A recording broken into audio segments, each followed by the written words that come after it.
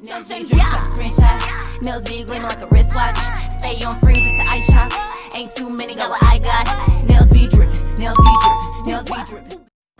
Hi guys, what's up? It's your girl Felicia, and in today's video I have this Freestyle hot pink glittery nail design. My client wanted this tones, so we did a freestyle for her.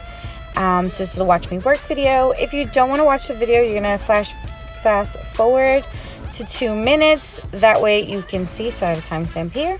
If not, what I do is I take a zebra band. I'm gonna show you how to prep the nails, and we're doing a tapered square, so just take that band against the side walls as well as the free edge and in the middle of the nail to just bind them together.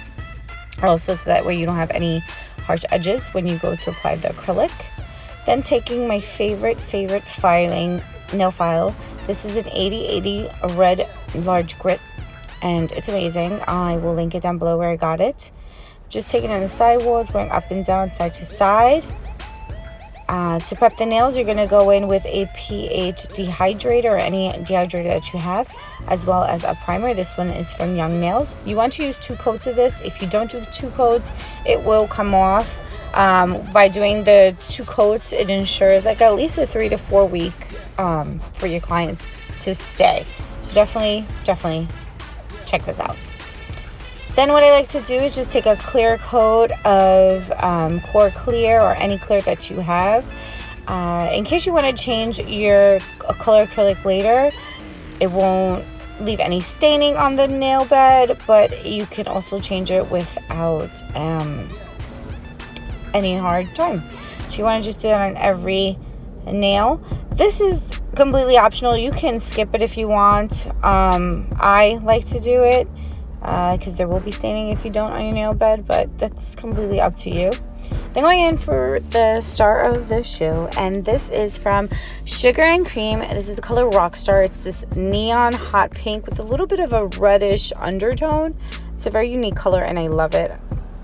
So I'm just doing the 3 bead method, starting with 1 bead, then 2, and then filling in where I'm missing some color.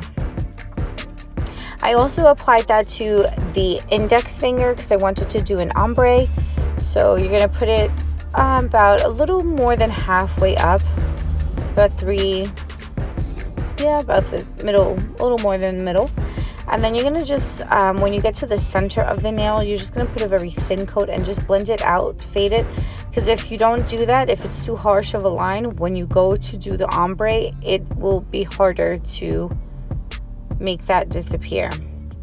As for the sparkle glitter, this one is from Royalty Nail Supply, and it's from Libby Ortega. She has her own YouTube channel. I will link her down below. This color is Rapunzel, so she did like a whole Disney kind of theme. Really cute. I love this because in some lights it's hot pink, as you can see. In others you could see a little bit of a purple, then you get a gold or a sheer pink. So it is a very cool dual chrome glitter that she did. I also wanted to put that in the center middle finger because I'm going to do an ombre on that as well.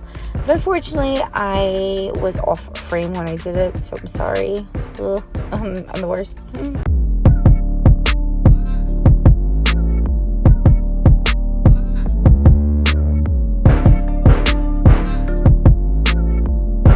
So for the thumb, we're going to do a marble design. You're going to take wetter beads than you normally do. I'm doing the pink as well as a soft pink, which is the cover color.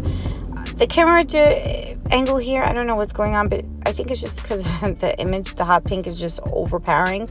But in person, you can actually see the light pink versus the bright pink. So what you want to do is just swirl your brush around whatever direction you desire. I like to leave a little empty space because I am going to put some glitter there as well. So that way it has a 3-tonal effect to the nail. And there you have it.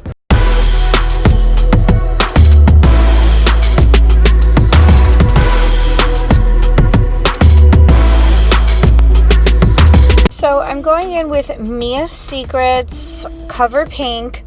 As you can see, that opacity on the other color is very strong, so you want to go in a couple of coats with that.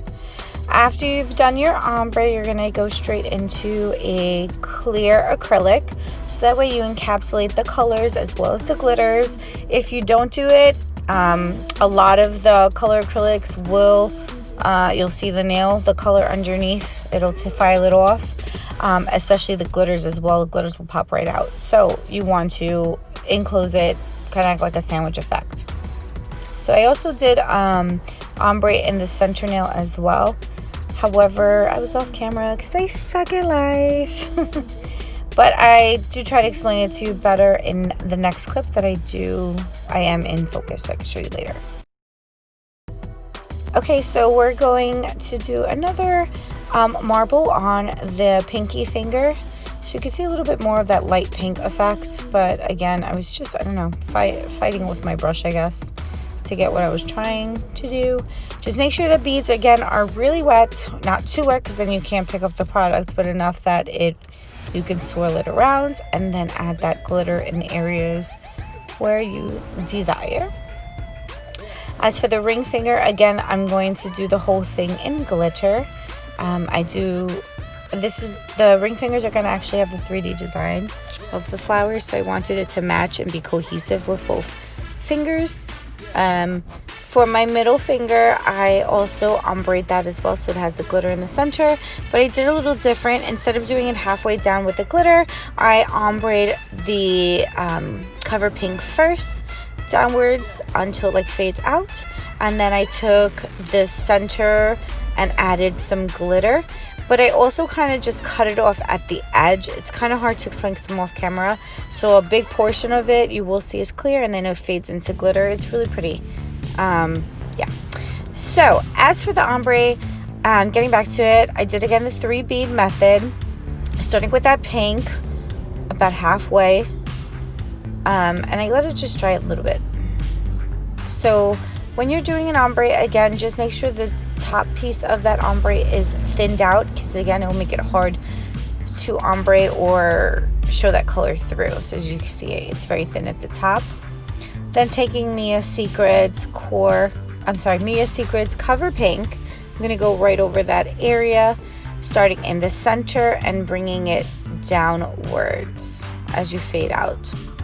And I did about 3 or maybe 4 coats of this, because I still felt that you saw the darker pink underneath, and I didn't want that. So as you can see, it faded, and it faded out nicely, but it took a little bit too much of the pink, so I just took a teeny drop of the other and faded it up, so that way you have a perfect ombre. As for the thumb, again, I'm off frame, but I just did pink all the way straight down the nail, so I left that solid.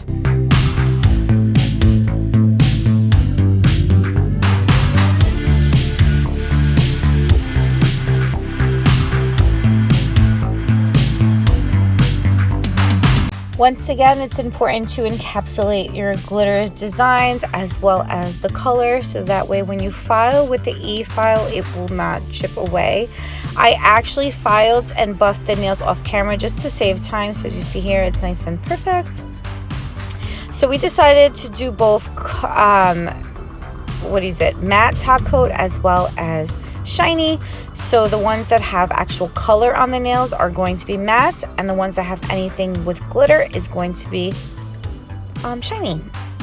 So just don't forget, after you cure this, I cure for 30 seconds, actually 60 seconds, I'm lying because it's top coat.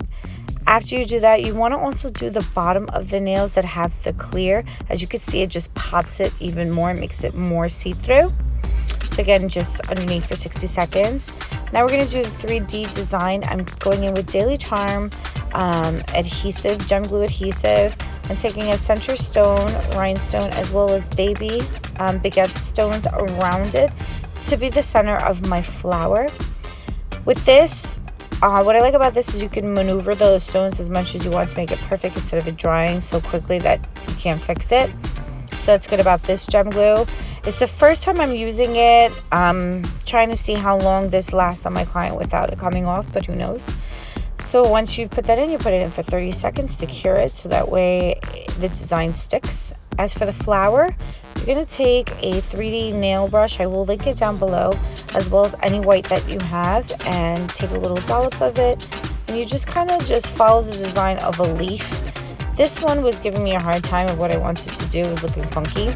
What's good about this, since it's still wet, you can still add more of that acrylic.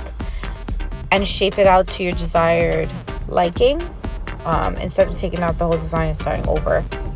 As you can see here, I just fix it as I see fit. And then I just the trend is to do 2 pointy leaves and then the rest round. So I just left it at a soft dollop in the center and around the nail, and then just maneuvered the center just a little to make it more rounded. I actually repeat the same step on the other finger as well later on.